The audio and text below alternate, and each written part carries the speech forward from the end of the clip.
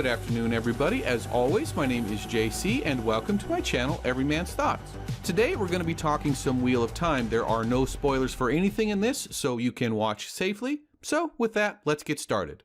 Some good news to begin with this time, as according to Amazon executive Vernon Sanders, Wheel of Time is going to receive a much-needed budget increase for Season 2. Now, if you followed my channel for any length of time, you know that I felt that this show was underfunded from the start. After seeing some of the CGI and cinematography issues, particularly in later episodes, I don't even think that's a debate anymore. Fortunately, Amazon also recognized the problem and apparently has stepped up. The budget story goes back to last November. In an interview with The Hollywood Reporter, lead showrunner Rafe Judkins made the statement that The Wheel of Time has only a fraction of the budget of the other upcoming Amazon series, Lord of the Rings. Absolutely nothing wrong with that statement, as it is absolutely true. About a month later, when Amazon studio executive Vernon Sanders was asked about this quote from Rafe Judkins, he said that we're spending more on Season 2 than we did on Season 1. As you would expect, this statement was pretty bland, full of corporate speak, and short on specifics. However, there are insiders who've had reliable information in the past, like John from What Up or Winter is Coming, and it's my understanding this is going to be a very modest budget increase specifically designed to shore up the visual effects. Based on what we saw from Episode 8 of Season 1, this money could not come soon enough. I know a lot of people are probably disappointed at the phrase modest increase, but it's important to remember that as a show ages, a lot of the fixed costs have already been paid for. For instance, all of the main character costuming or the sets related to Tar Valon or the White Tower, these are all costs that have already been absorbed. So hopefully a little bit goes a long way.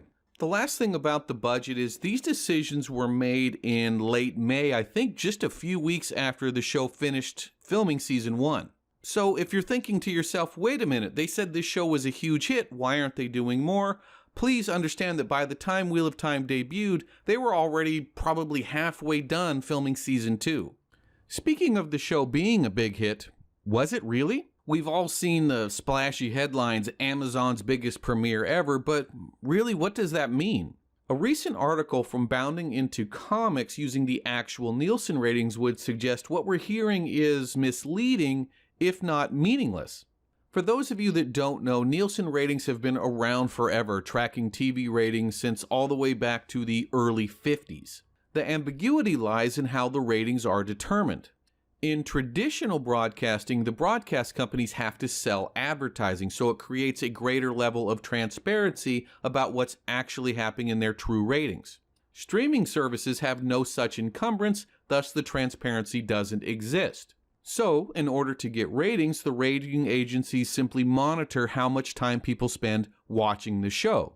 The problem starts with the fact that the rating agency doesn't have access to the streaming service's internal data, so they can't differentiate which episode of the show the viewer is watching, so they lump them all together.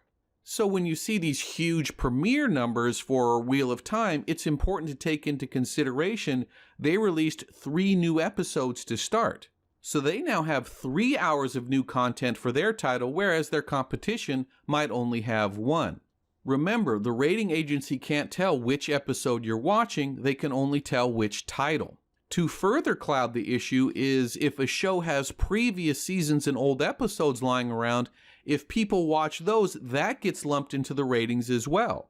On top of that, some streaming services only release 1 episode per week, whereas others like Netflix release the entire season at once, thus again muddying the competitive picture. So what am I trying to say here? All of these relative comparisons are kind of pointless because in many ways it's a rigged game. But one of the things we can do is see how a show is performing over time relative to itself. This is the primary takeaway from the article. Week after week, Wheel of Time experienced a continuous viewership loss. The article covers week 1 to 6, where they had already lost a quarter of their viewing. By week 7, that was up to a third.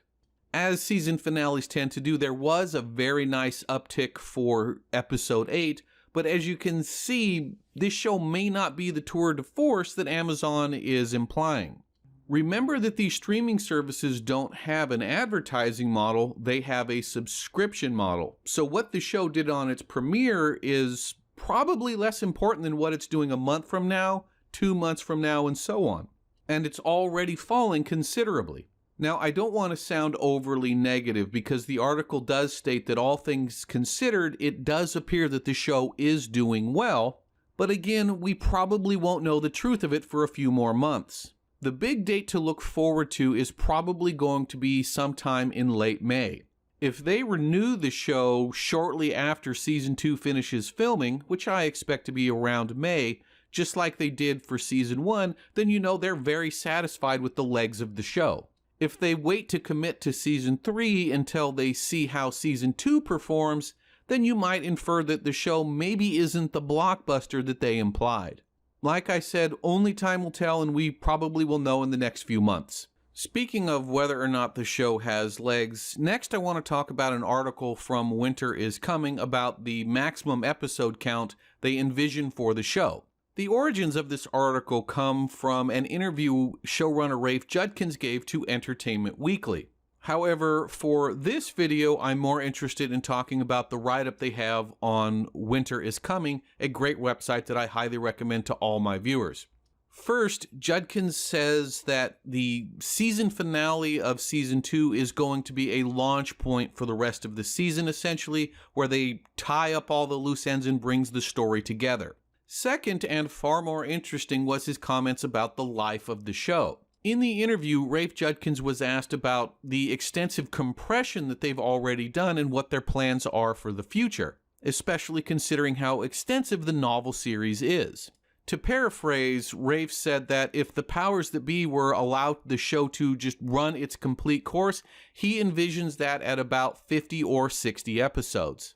I know it's always difficult to consider a show that you like going off the air, but I am encouraged that they're already considering how they can finish the show in proper fashion.